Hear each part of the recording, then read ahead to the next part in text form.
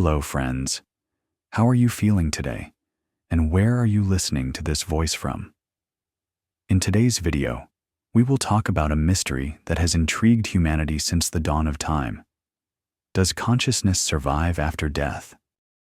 Did you know that scientists have recorded amazing experiences in people who have survived clinical death? And they coincide strikingly with the descriptions in ancient mystical texts. The light at the end of the tunnel, the feeling of leaving the body, the feeling of encountering eternity. All these are like images coming from the depths of collective memory. Where is the boundary between biology and spiritual reality? Let me invite you on a journey through philosophy, religion, and science to touch on a question that could change your perception of life itself. Listen to how this exploration begins. Every life is accompanied by a silent presence, the awareness that one day it will end. Death seems like the final horizon, a line that no one can cross twice, yet it never stops raising questions. In countless traditions, this instant is not painted as an absolute end, but rather as a threshold, a door slightly ajar that leads into unknown terrain. Ancient myths often described the moment of dying as stepping through a corridor of light, the metaphor of a tunnel, the sense of release from the body, the impression of rising above one's earthly form. These images appear again and again across civilizations, whether carved into Egyptian tomb walls or sung by shamans in remote tribes. They echo the same intuition. The last breath may not be a collapse into nothingness, but a passage into another state of being. Imagine a flame extinguishing in the physical sense, yet at the same time dispersing into countless sparks that cannot be confined by the vessel of a candle. This picture captures the paradox. What looks like disappearance may also be expansion. The body ceases, yet something more subtle seems to widen its reach, as if life were stretching into a form not bound by flesh. Philosophers, mystics, and healers all noticed that the dying moment carries an atmosphere different from ordinary time. It is spoken of as a liminal space, a zone where two worlds overlap, the world of matter and the world of spirit. Some describe it as silence deepening into infinity, others as music too vast for the human ear. The details differ, but the intuition remains. The moment of death feels less like a wall and more like a threshold. In personal accounts, people who have stood close to that edge often tell of clarity and lightness rather than darkness or terror. Their stories do not sound like fragments of dream. They unfold with remarkable coherence, as if consciousness were freed from the weight of ordinary perception. Such testimonies, while dismissed by strict materialism, suggest that awareness may not simply vanish with the body. This is why every culture has surrounded death with ritual. The candles, prayers, chants, and symbols serve not only to comfort the living, but to guide the departing. They whisper the same truth. You are not falling into emptiness. You are crossing a sacred threshold. Whether into light, into order, or into renewal, the transition carries meaning. And so, when we contemplate the mystery of dying, we are invited to shift our gaze. Perhaps the end is not an abrupt silence, but a change in melody, not an extinguishing of consciousness, but its transformation. The final breath, instead of closing the book, may open the first page of another chapter beyond our comprehension. Long before the rise of modern science, the mystery of death was already a subject of contemplation among philosophers. The question of whether consciousness survives the dissolution of the body was not only a religious theme, but also a cornerstone of inquiry in ancient thought. To think about life was, inevitably, to face the possibility of its continuation beyond the grave. In the dialogues of Plato, the soul is described as something that existed before birth and will endure after death. He compared the body to a garment worn for a season, while the essence of being belongs to a realm untouched by decay. This teaching was not abstract speculation.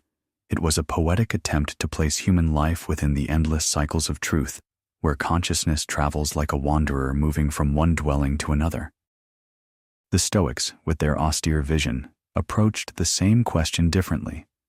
They saw the human spirit as a spark of cosmic fire, temporarily housed in matter. Death, for them, was not a catastrophe, but a return, a dissolving of the individual spark back into the universal flame. In this image, the individual does not vanish, but merges with the larger order of existence, becoming part of an eternal rhythm greater than any single life. Other thinkers shaped variations on this theme. Aristotle pondered the distinction between the perishable functions of the body and the active intellect, which he believed was immortal. Later, philosophers debated whether consciousness was a product of physical processes or an essence reaching beyond them. These arguments often mirrored cultural myths. Was the soul an eternal traveler, or a temporary flicker destined to fade? What unites these voices is not agreement, but a shared recognition. Consciousness cannot be reduced easily to matter. Even in times when no microscopes or neuroscience existed, thinkers sensed that the inner world of thought, memory, and imagination carried a quality that resisted simple explanation. To reflect on death was to glimpse the possibility that mind belongs to another order of reality. Imagine standing at the shore of an ocean, waves dissolving into mist. The sand beneath your feet is the body, solid yet temporary. The horizon is thought, stretching endlessly. The water itself is consciousness, moving, merging, and reforming. Ancient philosophy painted death as the moment when the drop returns to the sea, not as an annihilation, but as reunion. Thus, when we speak of philosophical origins, we are not cataloging old theories. We are touching the very roots of human reflection, where the fear of ending meets the hope of continuity. Philosophy, in its deepest sense, does not settle the question. Instead, it opens a path of wonder, suggesting that what we call self may be far greater than the flesh that carries it. In Buddhist tradition, consciousness is often described not as a fixed entity, but as a flowing current. It is likened to a river, constantly moving, never the same from one moment to the next, yet always recognizable as a continuous stream. Birth and death, in this perspective, are simply bends along the river's course. The water does not cease to exist. It only shifts its form, joining new channels, nourishing new fields. Teachings from early scriptures speak of the mind as luminous, capable of transformation beyond the confines of the body. When physical life ends, the stream of awareness continues its passage, carrying impressions, intentions, and unresolved patterns into another form of existence. This is the foundation of the doctrine of rebirth, not a repetition of the same, but a continuation of the current that seeks new expression. Meditation practices in Buddhism serve as preparation for this passage. By learning to observe thoughts without attachment, practitioners become familiar with the flow itself rather than the objects floating within it. The experience of impermanence, every breath arising and fading, trains the mind to meet death not as an abrupt rupture, but as a familiar transition. When one has seen the self dissolve in the stillness of meditation, the dissolution of the body loses some of its terror. Imagine a candle flame that is used to light another candle. The original flame does not leap intact into the new wick, yet its essence is carried forward. Something continues, though not in the same form. This image, often invoked by Buddhist teachers, expresses how consciousness may transfer without a permanent self. It is a movement of energy, a continuity of light, not the persistence of a static identity.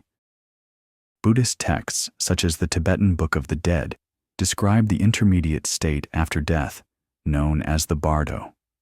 Here, consciousness encounters visions and sounds shaped by its own tendencies. For the unprepared, these experiences can appear overwhelming. For the trained, they are recognized as projections of the mind itself. Guidance in this realm emphasizes clarity. If the dying person remembers the nature of mind, liberation is possible even at that threshold. Thus, from a Buddhist view, death is neither annihilation nor eternal rest. It is a transformation, a movement in the ceaseless stream of awareness. Life and death become two sides of the same flow, inseparable and natural. To understand this is to see mortality not as a prison, but as a stage in the unfolding journey of consciousness. Within Christianity, death is not framed as an end, but as a meeting with eternity. The soul, understood as the essence of human consciousness, is believed to move beyond the boundaries of earthly existence into the presence of the divine. This view turns the final moment of life into an encounter, not silence, but dialogue, not disappearance, but revelation. The Gospels and writings of the early church describe death as a passage into the house of the Father, where many rooms await. The image is one of hospitality rather than abandonment. The soul does not wander aimlessly. It is received, guided, and embraced. Such metaphors were meant not only to comfort believers, but to anchor them in hope, suggesting that life has continuity beyond the fragile vessel of the body. Christian tradition emphasizes the resurrection, a renewal that surpasses decay. The body returns to the earth, but the soul journeys onward. Prayers, sacraments, and rituals of farewell carry a symbolic power. They remind the community that the person is not gone, only transformed. A candle lit during a funeral service is more than a symbol of remembrance. It represents the flame of consciousness continuing to shine, now freed from earthly constraints. Imagine standing before a great threshold illuminated by light streaming from within. The door opens not into shadow, but into radiance.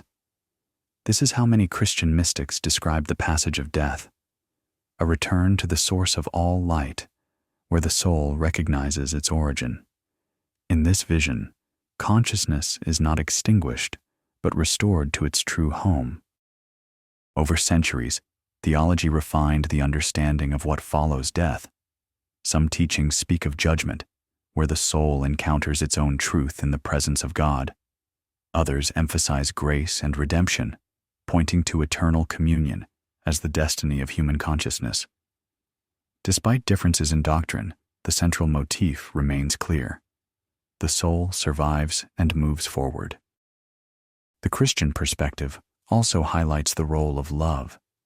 It suggests that the bonds of care and compassion formed in earthly life do not vanish at death.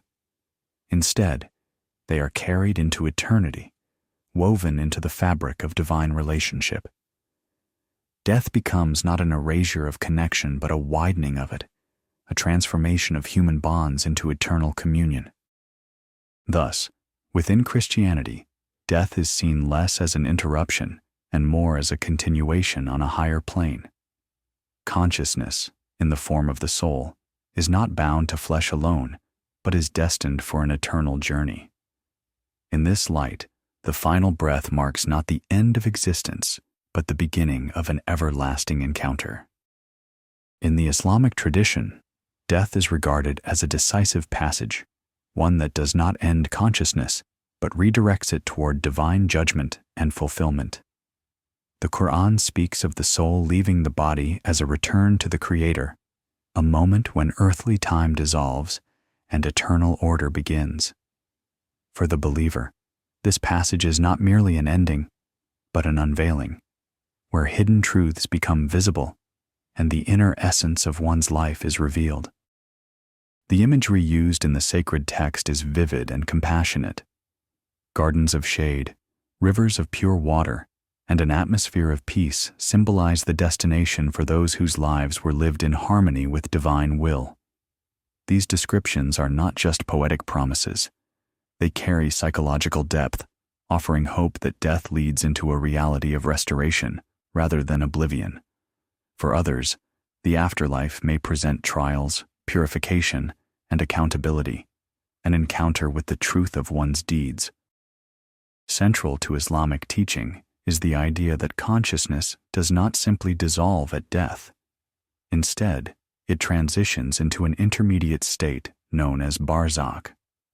Here, the soul waits until the final resurrection, retaining awareness and memory. This interval, though mysterious, affirms continuity. Consciousness remains active even when the body has returned to dust. Rituals surrounding death in Islam emphasize both dignity and preparation.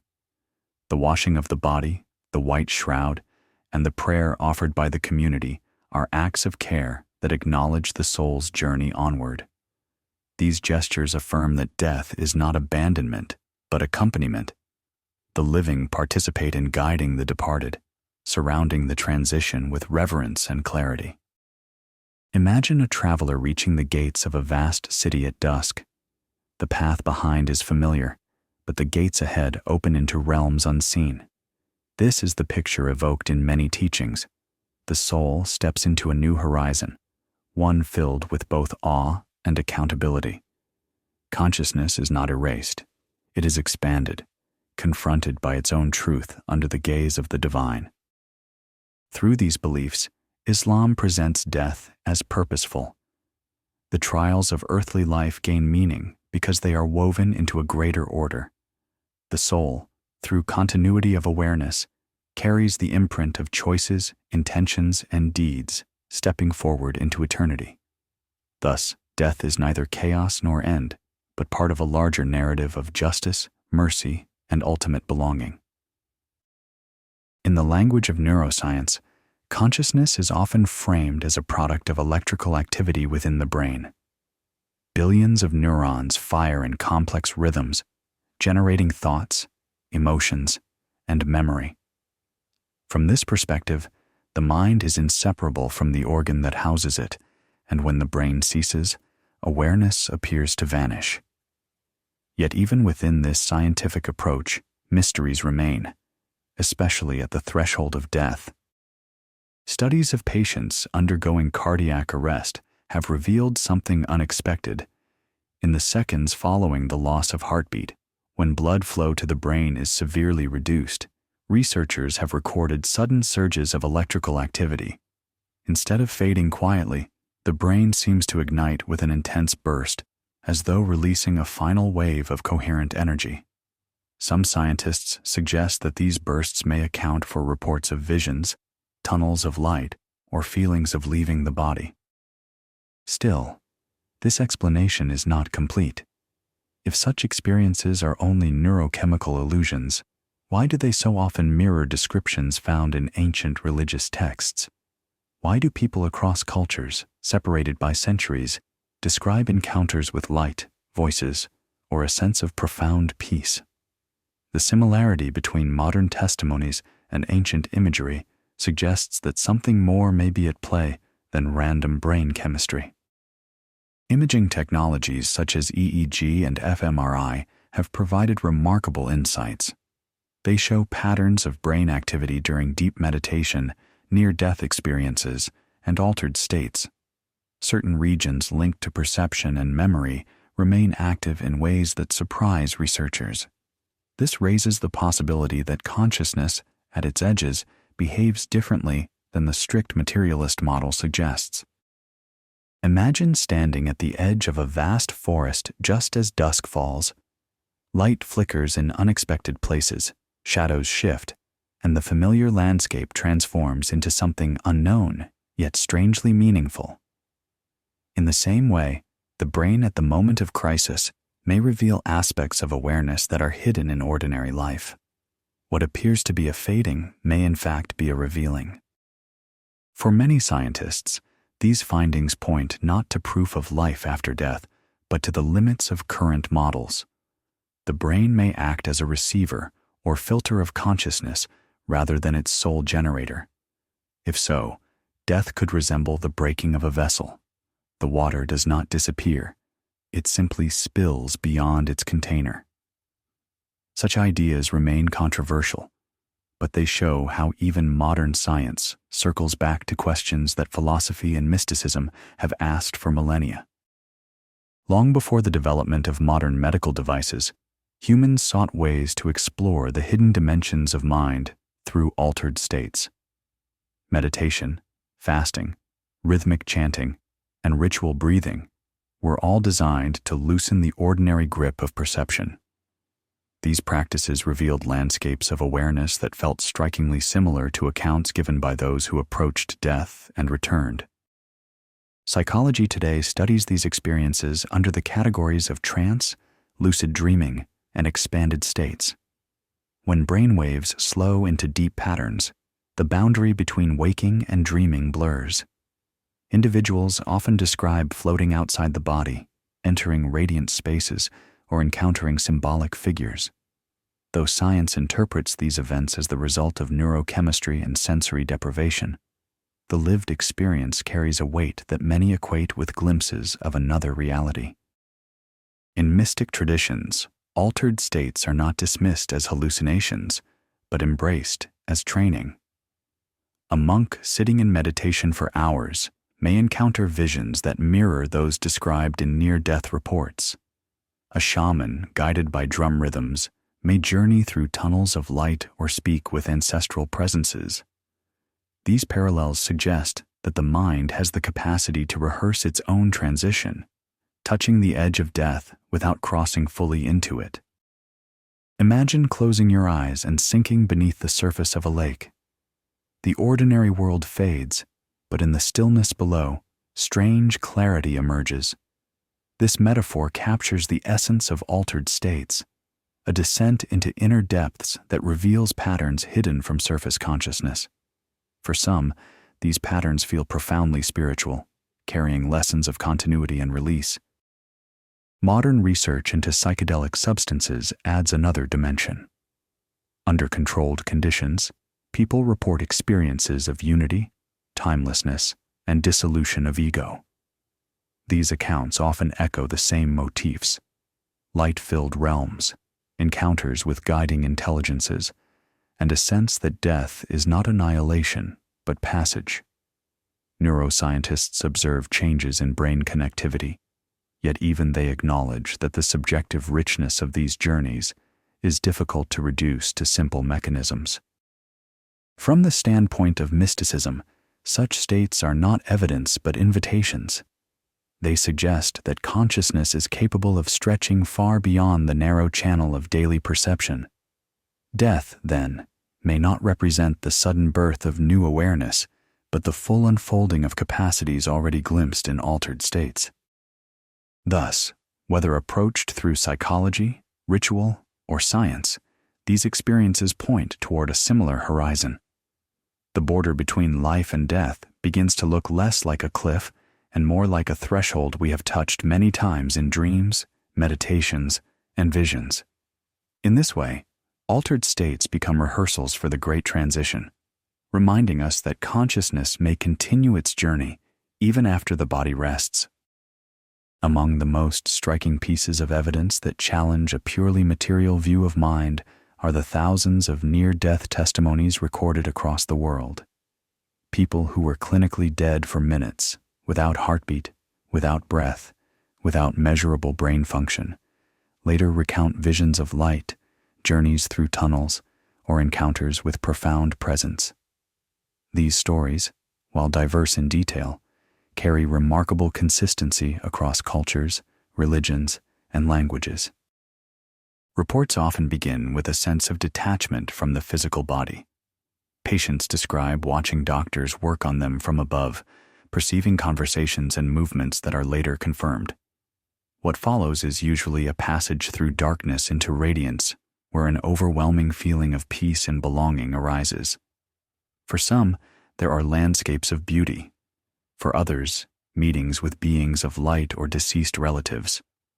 The imagery may vary, yet the atmosphere of clarity and love remains constant. Skeptics argue that such experiences are hallucinations triggered by oxygen deprivation, chemical imbalance, or random firings of neurons. Yet this explanation struggles to account for verifiable perceptions, details observed during unconscious states that later prove accurate. How can someone with no measurable brain activity recall conversations held in another room. These anomalies keep the debate alive, refusing to fit neatly into a reductionist framework. Imagine a window suddenly opening in a sealed house. Fresh air floods in, carrying scents of distant fields. For many who undergo near-death experiences, the sensation is similar. An opening beyond the ordinary walls of perception, revealing a reality more expansive than daily awareness. They return transformed, less afraid of death, more focused on compassion and meaning. Medical research has cataloged thousands of such cases, attempting to find patterns. The consistency of themes, light, peace, transcendence, suggests something more than cultural conditioning. Children, who lack preconceived ideas of afterlife, often describe similar journeys, lending further weight to the phenomenon. Even when explanations are offered, the depth of these accounts leaves a lingering impression that consciousness may indeed survive the limits of the body. Mystical traditions interpret near-death experiences as glimpses of the journey every soul undertakes. They see in them confirmation that death is not a sudden erasure, but a transition into a more subtle realm. Science, while cautious, cannot ignore the transformative impact these experiences leave behind. Whether illusion or revelation, they reshape lives, instilling conviction that existence stretches beyond the final heartbeat. Thus, the phenomenon of near-death experiences stands at the crossroads of medicine, philosophy, and spirituality. It reminds us that the border between life and death is not a silent void, but a zone of encounter, mysterious, luminous, and still waiting to be fully understood. In recent decades, the conversation between science and spirituality has grown more open, moving from confrontation toward curiosity. Once, these realms seemed opposed, science insisting on measurable evidence, spirituality speaking in metaphors of eternity. Yet the question of consciousness after death has drawn them into unexpected proximity, for both are compelled by the same mystery. Physicists, exploring the nature of reality, now consider the possibility of multiple dimensions beyond the visible universe. Quantum theory suggests that observation plays a role in shaping reality, leading some to ask whether consciousness is not just an effect of matter, but a fundamental part of existence itself. Such reflections resonate with ancient teachings that spoke of the observer as central, the soul or spirit as the root of all appearance. Philosophers contribute another thread. They note that experience cannot be reduced entirely to physical processes. The redness of a sunset, the taste of water, the sense of I, these phenomena are real, yet science cannot fully capture them in equations. The hard problem of consciousness, as it is called, becomes sharper when one asks, if mind is more than matter, could it continue when matter dissolves? On the spiritual side, mystics and theologians increasingly engage scientific findings with respect rather than resistance. Meditation studies, near-death research, and neuroscience of altered states are welcomed as partial confirmations of truths long intuited. Spirituality sees in science a new language to express what symbols once carried: the continuity of consciousness, the unity of existence, the passage beyond death as a natural transformation. Imagine two rivers flowing from distant mountains, meeting in a fertile plain. Each carries its own flavor, one of empirical rigor, the other of transcendent vision. When they merge, the water becomes richer, nourishing fields on both sides. The dialogue of science and spirituality is like this confluence, distinct streams, yet capable of creating a more complete picture together. This encounter does not erase differences. Science demands testable claims. Spirituality speaks of mysteries beyond measurement. Yet the tension itself becomes fertile ground. Where one speaks of neural surges at death, the other sees glimpses of the soul's release. Where one maps brain activity, the other interprets symbols of eternity. Both approach the same horizon from different directions. Thus, the dialogue between science and spirituality reveals that death cannot be captured by a single perspective. It is too vast, too layered. Perhaps only by holding both the microscope and the metaphor, the equation and the prayer, can we begin to touch the mystery. Death becomes not a contradiction between worldviews, but a bridge uniting them in the shared recognition that consciousness remains the greatest enigma of all. When all traditions, philosophies, and scientific studies are gathered together, one truth remains. The question of consciousness after death has no final answer. Every testimony, every theory, every sacred text points toward the same horizon, yet the horizon always recedes. This is not a weakness of human thought, but its invitation to continue seeking, to remain open to mystery. Across centuries, wisdom keepers have spoken of death not as erasure, but as passage. Philosophers envisioned the soul as eternal traveler. Religions described gardens, light, and communion beyond time. Science uncovered bursts of brain activity, reports of near-death visions, and the strange role of consciousness in shaping reality. Each voice, though different in form, suggests that the end of the body is not necessarily the end of awareness. Yet certainty escapes us. We can measure brain waves, record testimonies, and construct metaphors, but the threshold itself remains hidden. Death is the one experience no one can fully return from, and so its essence resists final description. Perhaps this is its power, to humble human pride, to remind us that existence is deeper than our categories. Imagine walking along a shoreline at dusk. Waves roll in, each one unique, each one fading back into the sea. You know the ocean continues, though you cannot follow each wave beyond the horizon. Consciousness may be similar, each life a wave rising from unseen depths, dissolving at death, yet returning to the vastness that birthed it. For some, this image inspires comfort. For others, unease. Yet both reactions are signs of engagement with the eternal question. Whether one interprets death through faith, philosophy, or science, the mystery pulls us toward reflection. It asks us to live with greater presence, to treat each moment as sacred, for if consciousness continues, it carries the imprint of how we lived. In the end, what matters may not be a definitive answer, but the way the question reshapes our perspective. If death is a doorway, then life is the preparation. If consciousness extends beyond matter, then every act of kindness, every thought of clarity, ripples beyond this existence. And if the mystery remains unresolved, it still teaches us to value the fragile beauty of being alive. Thus, the eternal question is not simply about what happens after death. It is about how we live before it. In contemplating whether awareness survives, we discover the urgency of love, the necessity of meaning, and the humility to accept what cannot yet be known. Death, in this light, is not the end of the story, but the punctuation that points to a sentence still unfolding.